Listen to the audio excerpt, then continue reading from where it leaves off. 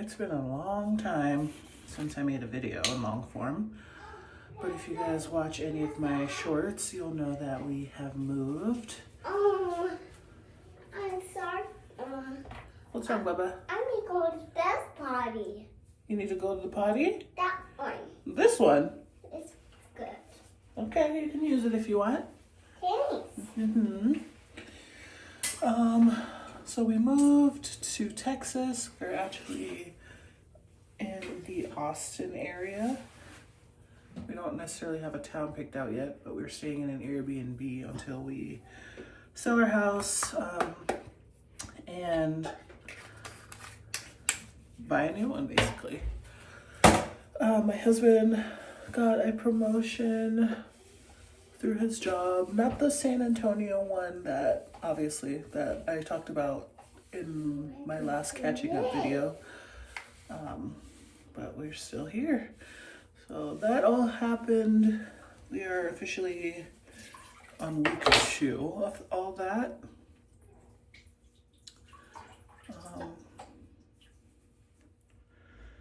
So it's been a little bit chaotic to say the least, but I'm super happy and I thank God every day because I really needed to get out of Great Falls, Montana. I was starting to lose my marbles there. Oh, thanks. You're welcome. So, yeah, so I guess I need to do like a giant recap of all that happened. I might make this video into parts depending on how long it is or not. If I can just sit it down all into one, that'd be cool also, so you guys can all get caught up. And oh my god, I have like 19 subscribers, so hello all 19 of you guys. Thanks for subscribing to my channel. So I guess I should start at the last thing that I made a video about, which was like my packing for birth. I delivered my daughter, Sylvie, on February 1st. She was induced about 3 days before her due date. So she was actually due on February 3rd. And I was induced on January 30th, I believe. I didn't want to be induced. I wanted to go in natural. But that's not what the Lord had in store for me. They induced me because my blood pressure was a little bit elevated and I had protein in my urine. With Freya, I had preeclampsia, so I was at a higher risk to have preeclampsia the second time. Speaking of Freya, she just obviously used the bathroom behind me. What are you doing, Chloe? I'm making a video, Bubba, and I'm getting ready for the day. How could you really feel you? Yeah. Well, can you check on Sylvie for me real quick, please? No, thank you. No, thank you. Okay. Well. I did. Where was I? So they induced me. I was kind of upset about it. I mean, I'm happy that she's here safe and sound, but my hospital in Great Falls is very, they're very trigger happy, I guess the term is, or word would be, I'm not sure. And they like to induce people early. It's like the standard practice for that hospital for some reason. And it didn't help that a snowstorm was blowing in. So when your doctors and nurses live in a rural area and it's Montana, when a snowstorm is happening and you're due during a really big snowstorm, your chances of being induced go up. To mitigate any people who are stuck out in the woods and such, or on the highway or whatever. So that was annoying, but it is what it is.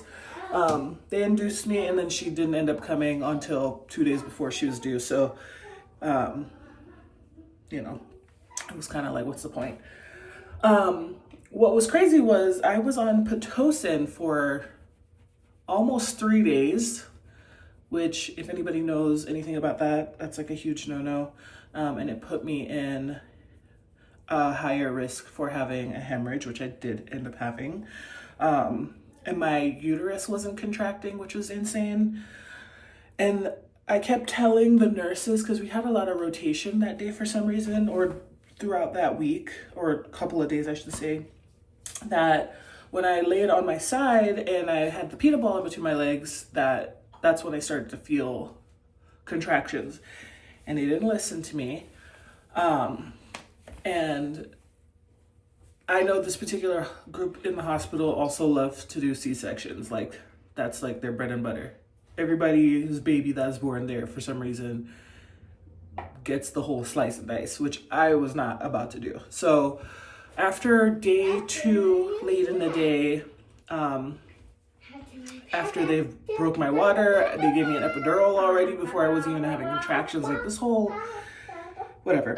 So I told her, I said, listen, it seems like you guys are moving along in a pace that to me indicates that you want to give me a C-section, and C-sections are off the table.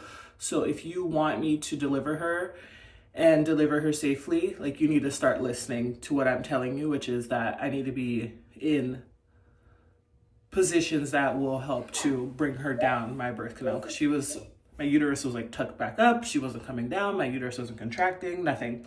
And I mean, I went in to the hospital dilated already. So the fact that they broke my water and did all this stuff and had me on Pitocin, like, I should have been having her the day I went in, but didn't work out that way. So they finally listened, and the first epidural they gave me wore off because they gave it to me so early, thinking that I was just gonna go into labor after they did all this stuff, which obviously didn't happen. So I was able to feel the contractions, which, you know, after doing it the second time around, like, the contractions really don't feel that bad. But they wanted to keep me on it because they did so much stuff that they were saying that it's gonna be really intense. So, and the Pitocin does intensify the feeling of the contraction. So they gave me another one. And this was like a full-blown epidural, because when I had Freya, I could not, or I could feel her contractions, and I could move my legs. With this epidural, I couldn't move my legs at all. I was like completely paralyzed from the legs down, which was insane. So, are you leaving? No. Okay. All right, where was I in my story? My husband just came home, so I just came out here and did a little pivot. But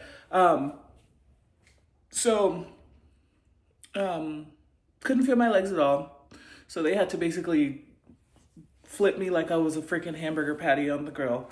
And they had me on the peanut ball in something called like reverse flying cowgirl. Child, I didn't even know what that was, but it helped a lot. And having started that, Sylvie came at like 5 in the morning.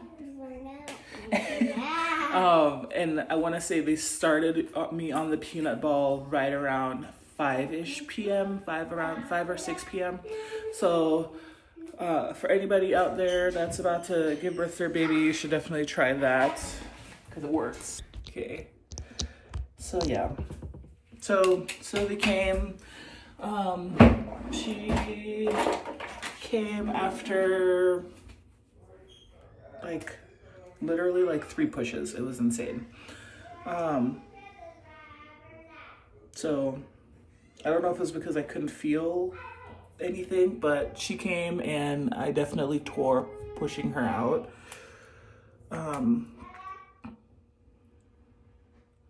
But I tore last time, so I don't know if it was, and I tore in the same spot, so it could just be like a place of weakness in my pelvic floor area. So that happened. Then after delivering her and getting discharged from the hospital, I then was readmitted to the hospital for postpartum hypertension. And I mean, my blood pressure was so high, it was like my top number hit like 200. So, you know, scary stuff. Like, could have died, literally. Where's your slothy, Bubba? I don't see it. You want to go look for him? Yeah. Okay, go ahead. Go look for him. I think he's in the kitchen. He's in the kitchen on the table. It's not here. Yeah, well, I mean, he's not here in the bathroom, but he's in the kitchen. Oh, okay. Yeah.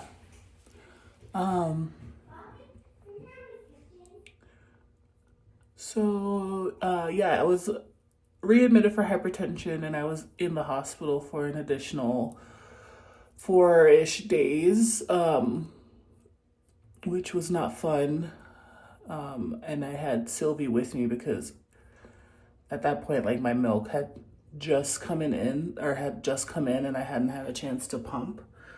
So Patrick, plus if I had left Patrick at home with Sylvie and Freya, like, it wouldn't have been good. So at least at the hospital where someone else is tending to my needs and trying to keep me stable, I can take care of my baby and he can take care of Freya at home, so that whole thing was chaotic.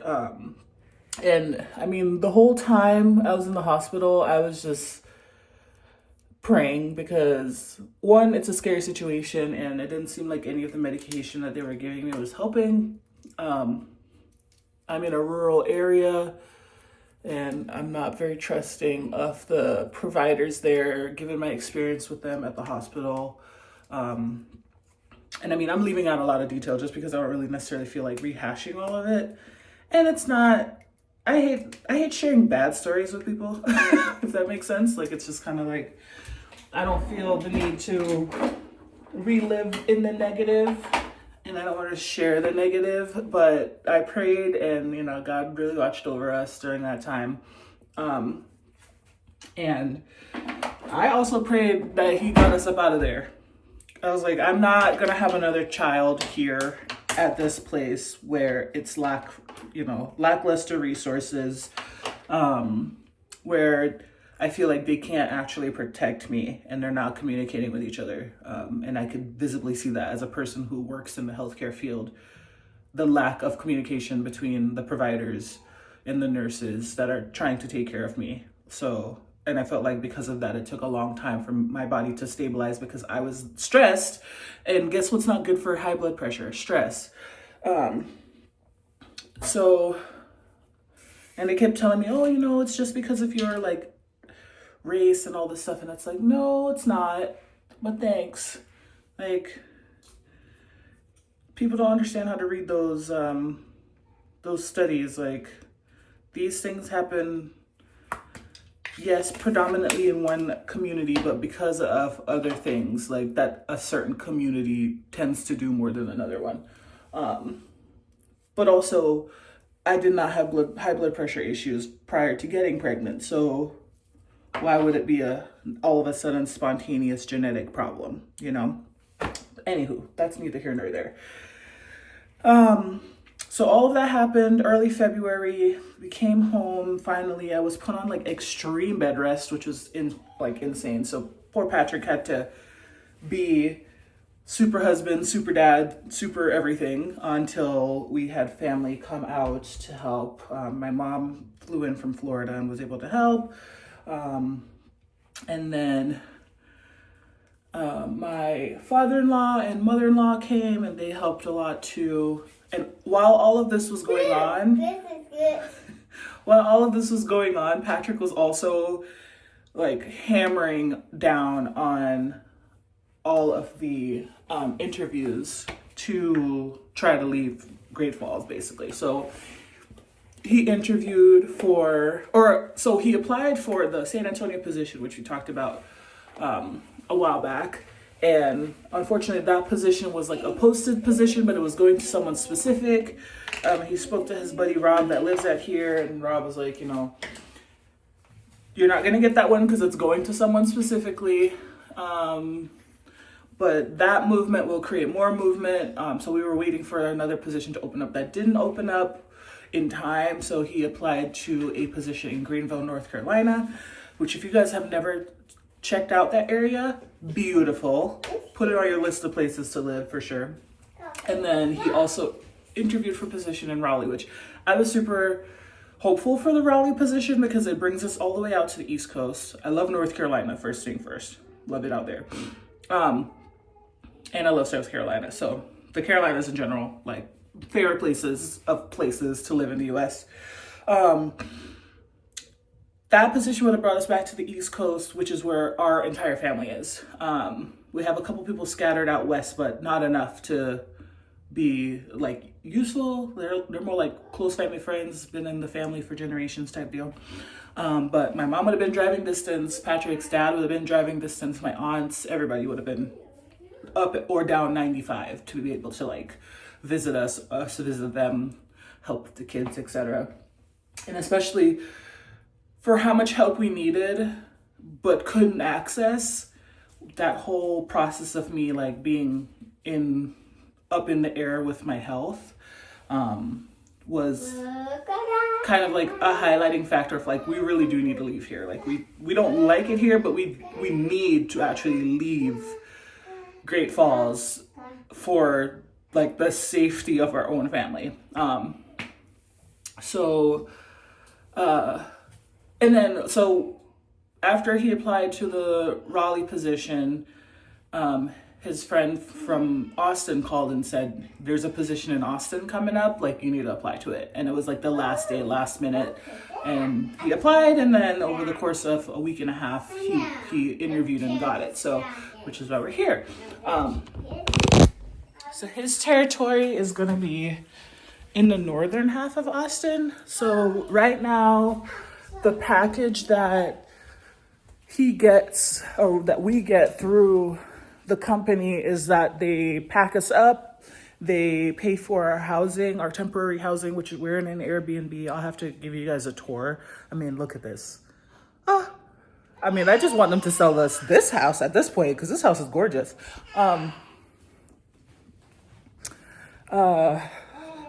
Yeah, so they pack us up, help us sell our house. If we don't get our house sold in the 90-day window, then they'll buy our house from us. They'll ship our stuff down here. They ship the truck down here. They pay for our airfare. Bless you. They set us up with agents. Hold on one second. Let me get Miss Sylvie. She's crying. Oh, goodness. Hi, Bubba. What's your honey, Mom? Oh, yes. So, yeah. So it's kind of crazy. There's a lot that's been going on. There's a lot that's been going on here that is something that definitely requires a bit of stamina, and all trying to get myself healthy. I was also trying to finish up school, which I did finish up both of my classes that I was doing at the same time. What was I thinking? And now I need to get my transcript sent over to grad school, and then I need to decide whether or not I want to enroll in May or I want to enroll next year, which I think I might have to do next year just because of cost and how everything right now is shaking out. I won't have the funds to put towards school right away, but that's okay because I'm here with the girls. I'm currently a stay-at-home mom full-time, as I think I talked about in my last video, that I'll be staying home with the girls. I'm also looking for a little part-time remote situation so I can have some funds extra and not have to, feel bad about using my husband's money to buy things like custard on a whim with the girls when we're out and about. But yeah, that's kind of the full recap.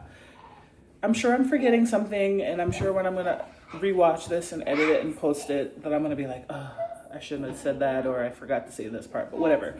That's basically the rundown of all the stuff that's been going down. I'll give you guys a quick Airbnb tour later today. I'm not gonna do it right now because I am going to do a quick workout, make another coffee, do a quick workout, and try and kind of get the ball rolling. But so far, we've been in Austin for a week. It's our second Monday here, and I love it. It's gorgeous. It's warm. The people are friendly. It is a beautiful landscape, actually. In my mind, I've always thought of Texas as like dusty tumbleweeds, y'all cowboy hats, like, and I'm sure there's parts of Texas that are like that, but Austin is like a weird fusion of Florida, Colorado, Tennessee. You know, we went into the hills and went out to Lake Travis yesterday, and it was like driving on a cliff edge. Kind of felt like you're in Italy. It's just dope here. And I'm not telling you all this so that you move here. I'm just telling you that it's dope here, and if you have to come here, don't feel bad. Apparently the heat's supposed to be super duper scary, but I'm from Jamaica, which is a tropical rainforest, honey, and I lived in Florida, so I can't imagine how it's going to be hotter or more humid than living in a tropical rainforest and then living in the armpit of America. So yeah, anyway, that's it. That was a quick catch up. I guess I'll try and make some more videos now that I'm here and I'm full time at home. So see y'all soon.